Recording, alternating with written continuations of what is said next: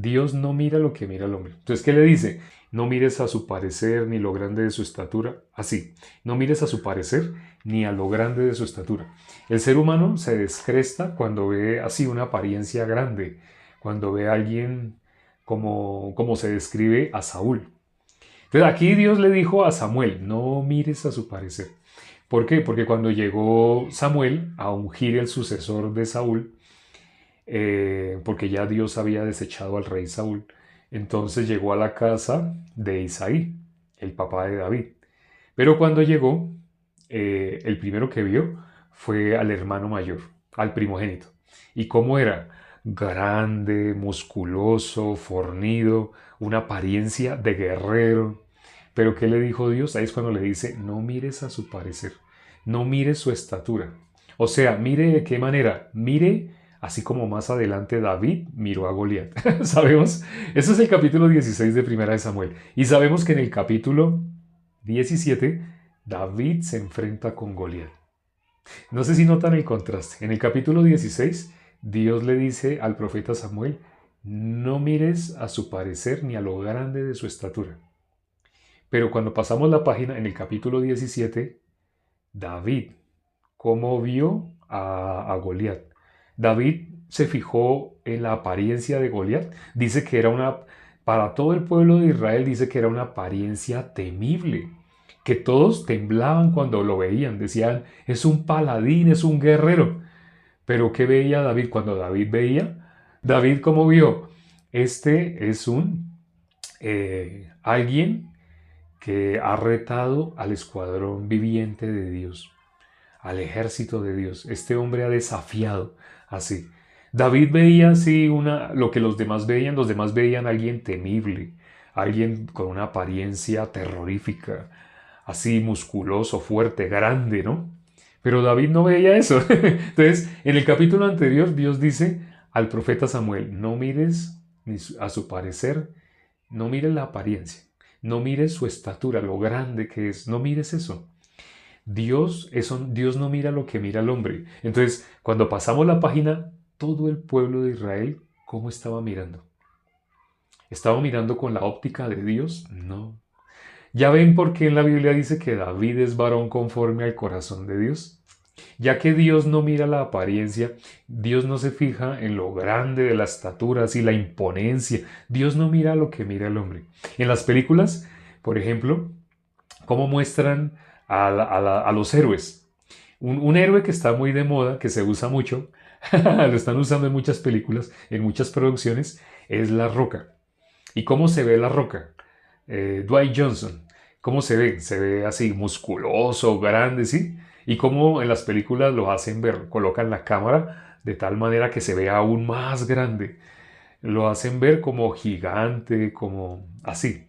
Más o menos imagínense, así tal vez se debería ver Goliat, para que todos estuvieran asustados. Ah, el hombre, ¿por qué en las películas muestra de esa manera?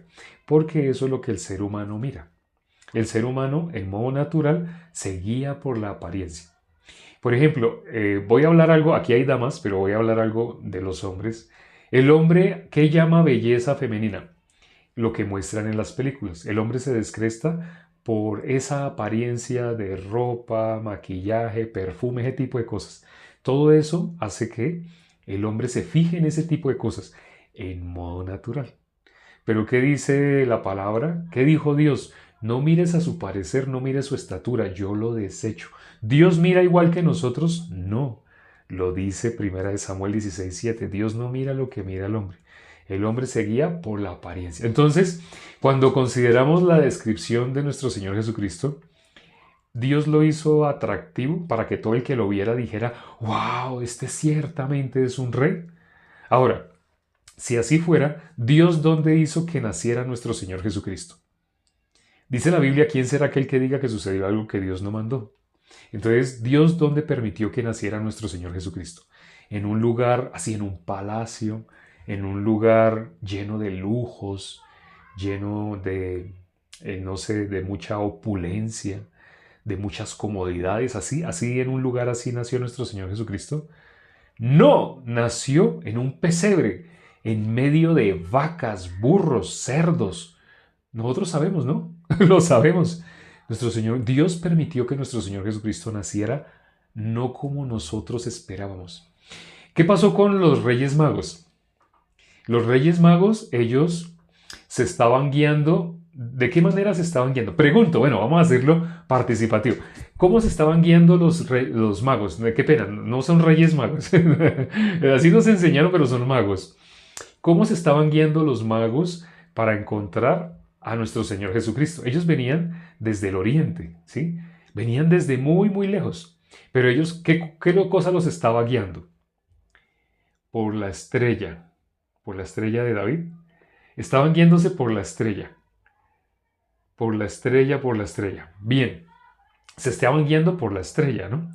Pero resulta que cuando ellos llegaron ya estaban llegando a la tierra de los judíos, ya estaban acercándose. ¿Y qué fue lo primero que ellos vieron? Un palacio. Y en el palacio, ¿cómo se imagina uno dónde van a ser un rey? Ellos venían desde muy lejos a adorar al Rey de Reyes. ¿Iban a ser quién? El Rey de Reyes. Iban a ser el rey. Entonces, cuando ellos vieron un palacio, se dirigieron hacia el palacio. Es decir, ellos dejaron de guiarse por la estrella. Ciertamente, ¿qué representa la estrella? ¿Qué representa la guianza de una estrella? ¿Se acuerda que cuando en el día cuarto, cuando Dios hizo todas las cosas, Dios creó? Dice que hizo las dos grandes lumbreras, pero también hizo las estrellas. Entonces, ¿qué son las dos grandes lumbreras? ¿Qué son las estrellas? Pregunto, ¿qué son las estrellas? Creo que ya más de un hermano tal vez lo sepa. Si han visto en vivos anteriores, saben qué son las estrellas. Las dos grandes lumbreras ya sabemos qué son. El sol, así, la luna. Hoy, si me dejan recibir, recuerden que está, no alcancé, se fue el mensaje. Lo buscan en palacio, se dejaron guiar por sus pensamientos justos. Los justos, ciertamente los siervos de Dios. Justo, todo aquel que recibe la salvación es justo, pero no todo el mundo le sirve. Por ejemplo, Lot. Lot era justo y la Biblia dice, el justo Lot abrumado por la nefanda conducta de los malvados. Pero Lot, ¿cómo vivió? Lot vivió para su punto de vista. Lot vivió para la carne, siendo justo. ¿Hay justos en esta época que viven de esa misma manera? Sí, hay justos que viven de esa misma manera. Nada más de quienes aquí han recibido la salvación. Algunos me han contado con tristeza, yo no entiendo por qué tal hermano así recibió la salvación, pero él parece que no le gustara escuchar la palabra. Él no se ha conectado con los hermanos, él no busca a los hermanos, él está en un mismo lugar donde hay varios hermanos, pero los hermanos dicen que no lo han visto. Han pasado meses, años y que ha sido difícil así. Entonces, hay hermanos que se expresan así con dolor y me dicen, yo no entiendo por qué un hermano puede ser así. No sabe, no conoce el valor. Entonces le muestro a Lot y le digo, ¿Lot era justo o no era justo? Así Lot era justo. Entonces, ¿qué dice la palabra? Que Lot, ¿cómo estaba? Abrumado. ¿Cómo dice que él estaba? Abrumado por la nefanda conducta de los malvados. Un justo que viva con su propio punto de vista, ¿va a vivir gozoso? No. Va a vivir abrumado. Es como una parte del cuerpo que se quiere salir del cuerpo. Está en el cuerpo, pero no quiere estar en el cuerpo. Una parte del cuerpo que se quiere ir. Eso tiene un nombre, ¿no? Creo que le dicen lupus. Creo que le dicen así, ¿no? Pero también forma parte del cuerpo. Entonces, pongamos un ejemplo. Que hay un órgano del cuerpo que está siendo afectado por lupus. Entonces, lupus sería pensamientos, un tipo de pensamientos en especial. No sé, algo que esa persona decidió, se propuso así, y aún recibiendo la salvación, ese pensamiento, esa raíz que quedó, no le deja vivir en el nuevo hombre, sino todavía vive ciertamente arrastrado por la vieja naturaleza. Pero ciertamente hay justos que se guían por su punto de vista, sí, los hay. Es inevitable, tiene que haber de todo. En un cuerpo hay de todo. Sí, hay todos los órganos, pero también hay órganos que son afectados más fácilmente de diferentes situaciones, de diferentes maneras. Entonces, aquí, Las estrellas representan los siervos. ¿Qué es un siervo? Alguien que sirve a Dios, alguien que Dios usa, alguien a través de quien Dios manifiesta su obra. Esos son las estrellas. Por ejemplo, ustedes han escuchado hablar de Martín Lutero. Martín Lutero estuvo en una época en la cual, antes de Martín Lutero, Dios había levantado otro. Un monje, también era un monje. En esa época pues solamente existía eso, ¿no? Entonces había sido levantado un monje. Dios le había permitido recibir la salvación. Pero este monje vivió escondiendo la verdad. Él la sabía, pero él no la quiso publicar porque en esa época estaba de moda la Inquisición y él no quería que lo quemaran. Entonces él, inevitablemente lo que estaba dentro de él tenía que salir, pero él lo plasmaba todo por escrito. Escribió rollos. Y todo, porque en esa época todavía no estaba la imprenta. Cuando nació Martín Lutero sí ya estaba la imprenta, pero antes de Martín Lutero no estaba la imprenta. Entonces, ese monje que estuvo antes, él escribió en rollos. Pero todo lo que escribió del Evangelio, o sea, entre más él se metía con la palabra, él podía ver lo que otras personas no podían ver, porque él ya había sido lleno del Espíritu de Dios. Dios le dio la salvación para que hiciera lo que hizo Martín Lutero. Pero entonces él fue cobarde. Dice la Biblia que la cobardía para Dios es como la idolatría.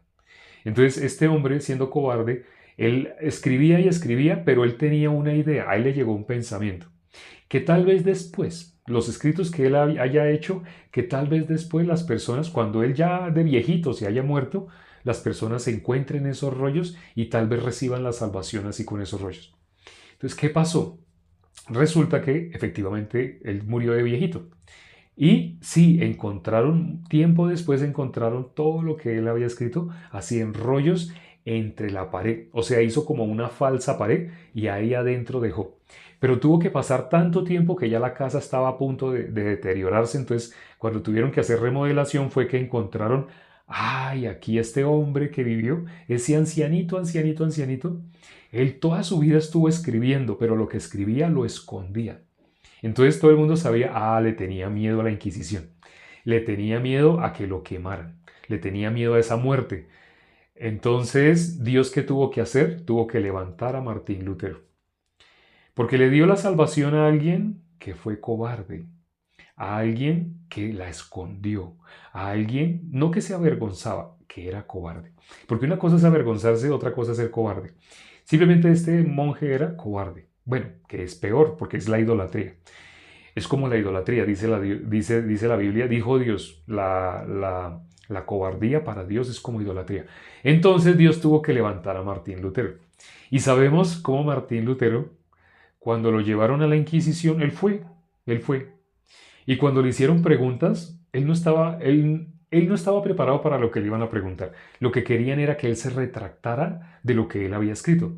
Porque él había escrito, pero todo lo que él había escrito lo hacía público. Él no escribía y escondía, no. Todo lo que él escondió lo hizo público. Desde las 95 tesis, incluso las clavó en la puerta de Wittenberg, que era el lugar donde se colocaban los documentos que uno quería que todo el mundo leyera.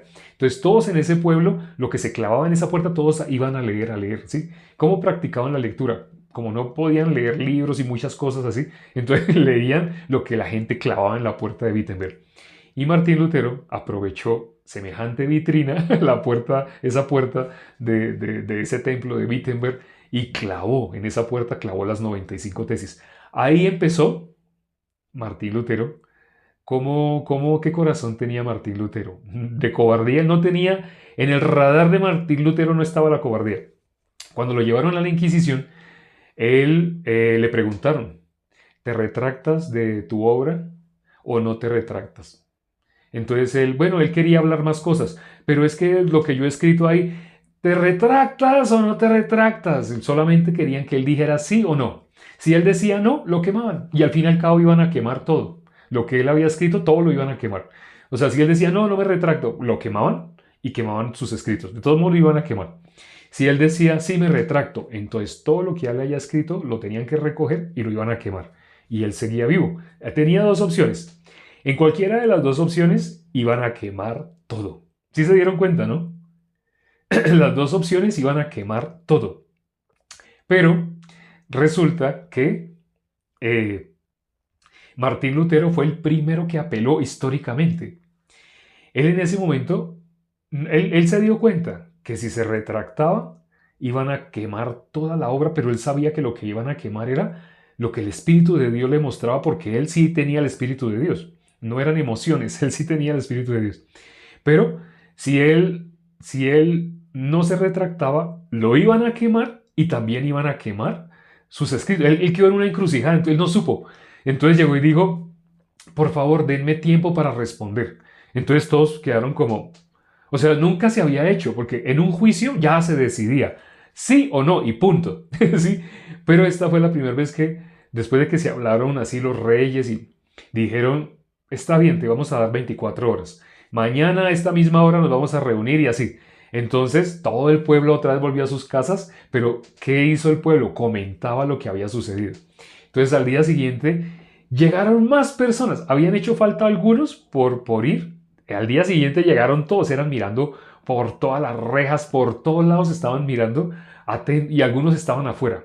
Así como cuando en un estadio se acaba la boletería, afuera estaban muchas personas y todos estaban atentos. ¿Qué iba a decir Martín Lutero? Así, porque las personas ya habían tenido contacto con la obra escrita de Martín Lutero.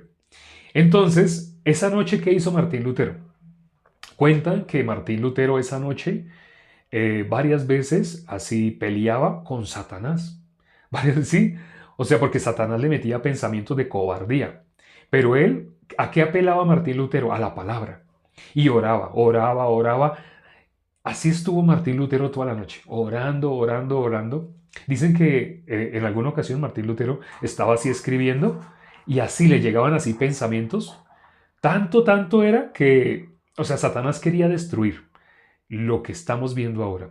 El que tú tienes una Biblia, ¿no? Tú tienes una Biblia en tu casa, tú puedes leer la palabra de Dios, ¿cierto? Sí. ¿Sabe esto por qué sucede? ¿Sabe por qué tenemos la Biblia? ¿Sabe por qué podemos leer la Biblia? Porque hubo un siervo de Dios, una estrella. Una de esas tantas estrellas, un siervo de Dios que estuvo dispuesto a lo que fuera, a la muerte. Así como dijo Ruth, tu Dios será mi Dios, donde tú vivas yo viviré, donde tú mueras yo moriré. O así como dijo Esther, si perezco, que perezca. ¿Sí se dan cuenta cuál es el corazón de las estrellas? El corazón de una estrella es, si perezco, que perezca. Eso lo hemos aprendido en la iglesia. Para tres cosas debe estar preparado un siervo de Dios. Primero, para ser enviado, en cualquier momento, ser enviado a otro lugar. ¿Para qué otra cosa? Para predicar en cualquier momento. Cuando le digan, vaya, predíquele a tal persona, ya debe predicar ahí, en ese momento. No, ay, es que yo no he preparado. No, un siervo de Dios debe estar preparado siempre, siempre para ser enviado, siempre, siempre para predicar en cualquier momento. ¿Y para qué otra cosa debe estar preparado un siervo de Dios? Para morir por el Evangelio. Esas son las características de las estrellas, de los siervos de Dios. De los siervos de Dios. Entonces, Martín Lutero era una estrella. Él estaba preparado para la muerte. Pero entonces cuando llegó el siguiente día, ¿qué hizo Martín Lutero? Al siguiente día, cuando ya le iban a preguntar nuevamente, ¿te retractas o no te retractas? Él dijo una frase que inmortalizó todo. Nuestro Señor Jesucristo cuando contestaba con sabiduría. Las personas cómo quedaban, calladas. Cuando miramos Mateo capítulo 22, todos cómo quedaban, callados. Dice que se sorprendían con la sabiduría que contestaba nuestro Señor Jesucristo. O sea, cuando oían a nuestro Señor Jesucristo es como si Salomón estuviera hablando. ¿Cómo hablaba? Con una sabiduría que dejaba callado a todo el mundo. Si Salomón fue el hombre más sabio, nunca ningún otro ha sido así tan sabio. Nuestro Señor Jesucristo, teniendo un cuerpo humano, pero era nuestro Señor Jesucristo Dios mismo. En el principio era el verbo era con Dios, el verbo era Dios. Entonces, cuando nuestro Señor Jesucristo les contestaba, no les contestaba a las personas lo que las personas estaban preguntando. ¿Qué les contestaba? Lo que necesitaban oír.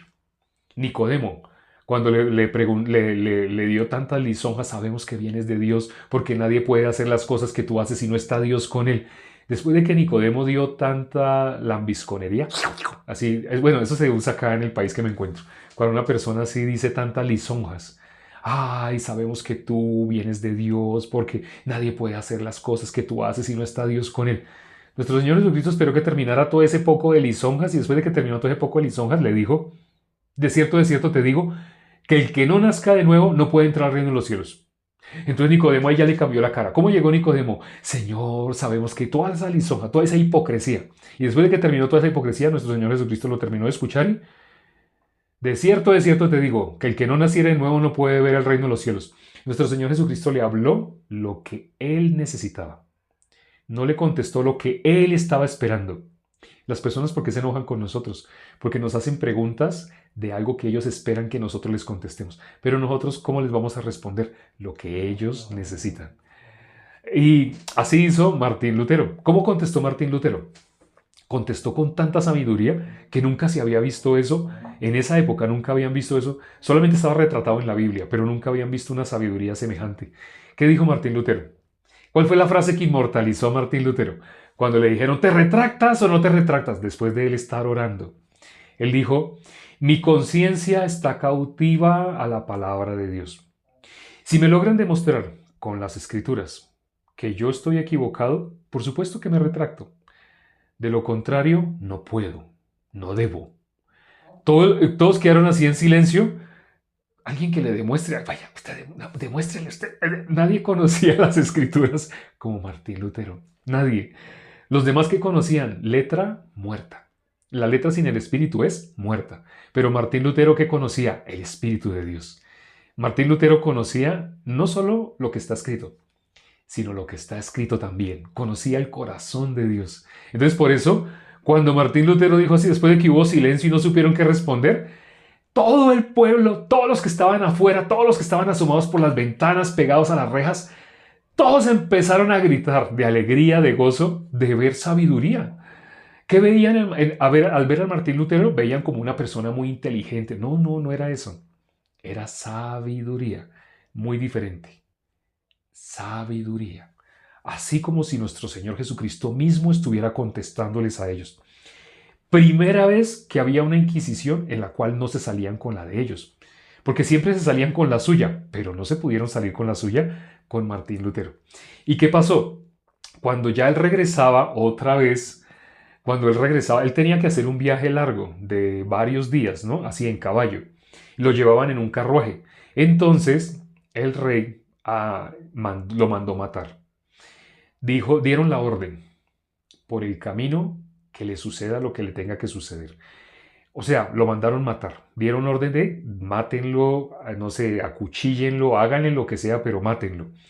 Pero entonces, Dios preparó a una persona que también tenía un castillo, uno de los nobles de esa época, y Dios preparó una persona que alcanzó a darse cuenta que querían matar a Martín Lutero. No lo pudieron quemar, entonces no lo pudieron quemar legalmente, o sea, haciendo el uso de su Inquisición, entonces lo iban a matar de la manera más vil, ruin, así, por la espalda, como fuera. Pero entonces este rey se adelantó y lo mandó secuestrar. Este noble, ese no era un rey, sino era un noble que tenía su propio castillo y lo mandó secuestrar y lo mandó llevar a su castillo. Porque este noble desde joven tenía un deseo de querer conocer la palabra de Dios. Pero hasta esa época la palabra de Dios estaba en un lenguaje oculto. No podía el común de las personas conocer lo que decía.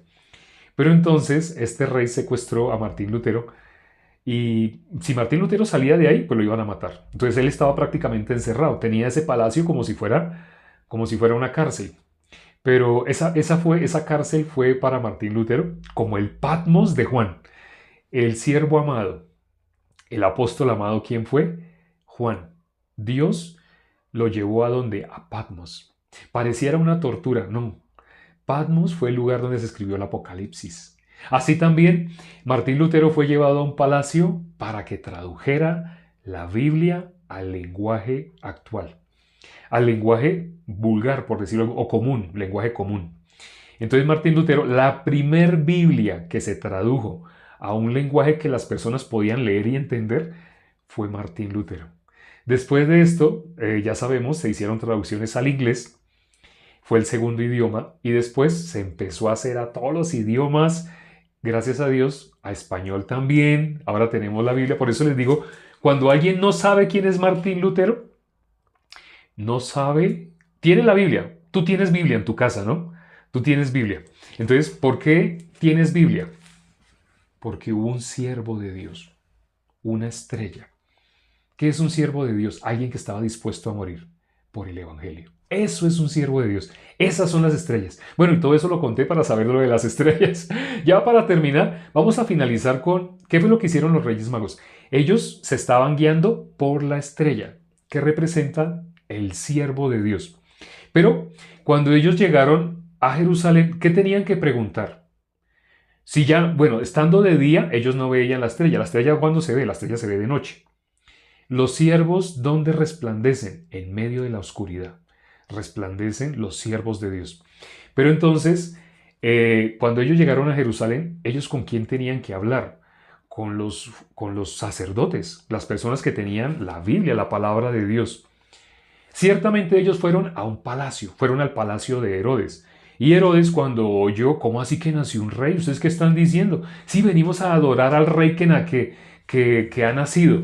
Entonces ellos le dijeron, ¿ustedes qué están diciendo?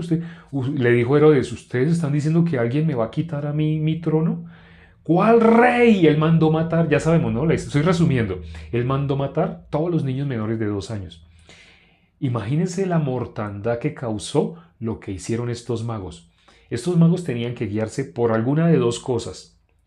Bueno, finalmente los magos, ¿cómo pudieron llegar a donde estaba nuestro Señor Jesucristo? Ya ustedes conocen la historia. Herodes hizo llamar a los intérpretes de la ley, a los escribas. Así los hizo llamar. Fariseos, escribas, intérpretes de la ley. Los doctos de la ley, entonces, los que se sabían la Biblia de memoria. Y les preguntó dónde había de nacer. Herodes hizo lo que los magos tenían que haber hecho. Los magos, si no se estaban guiando por la estrella, tenían que guiarse por la palabra. Entonces, si no tienen la estrella, hay hermanos que están en ciudades donde no tienen estrella, no tienen un siervo. Entonces, los hermanos que están en lugares así, bueno, ya existe la virtualidad. Ciertamente ya existe la virtualidad. Si alguien realmente no conocía este secreto, ¿para qué Dios levanta siervos? ¿Solamente para que reciban la salvación? No, para que puedan ser guiados. Entonces, si no tienen la posibilidad de contactarse con una estrella, con un siervo, entonces tienen que consultar con la palabra. Los Reyes Magos, no consultando con la palabra, causaron una masacre, causaron una destrucción de todos los niños que habían en esa época. Pero ellos como tenían que guiarse por los escribas, los sacerdotes, preguntarle a los que se sabían la ley, decirles dónde ha de nacer. Lo que hizo Herodes, dónde ha de nacer. Entonces ellos que le dijeron, nacerá en Belén de Judá, porque en Isaías dice así. Ellos empezaron a nombrar Isaías, Malaquías. Eso era lo que tenían que hacer ellos, consultar con la palabra. Si no consultaban con la estrella, entonces consultar con... Si no se estaban guiando por la estrella, bueno, pero entonces guíese por la palabra, pero no se guíe por su pensamiento. Ellos dejaron una de estas dos guías. No se estaban guiando por el siervo, no se estaban guiando por la estrella. Entonces, bueno, guíense por la palabra de Dios. Si no tienen cerca un siervo, guíense por la palabra de Dios. Hay ejemplos en la Biblia de personas que no teniendo siervos buscaban la palabra, la guía de la palabra. Un ejemplo, nosotros sabemos de Nehemías, de Esdras. Lean esos libros. Personas que miraron para que quedaran ellos retratados aquí en la Biblia. Ellos miraron las escrituras. Entonces tenemos esas dos guías. Te guías por una estrella ya sabes qué es la estrella, o te guías por la palabra de Dios. Pero el justo que se guía por su pensamiento, inevitablemente que causa una destrucción, causa una gran destrucción. Bueno, ya se nos pasó el tiempo y por bastante.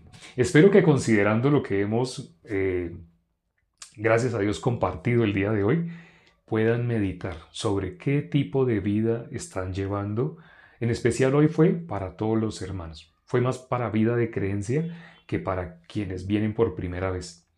Si quieres consultar, hacer preguntas, todos los días yo estoy contestando a través de WhatsApp debido a la tecnología. todo el día me tienen consultando la Biblia, porque me hacen preguntas y preguntas, y no soy yo, no es que yo sepa, algunas personas me han dicho, es que usted sí conoce, no, no es que yo conozca, yo conozco lo mismo que conocen ustedes, solamente que sé lo que dice la palabra de que abra mi boca, que Dios la llenará. Entonces hay hermanos que me hacen preguntas y yo soy feliz contestándole las preguntas, porque cuando les contesto las preguntas, yo también aprendo.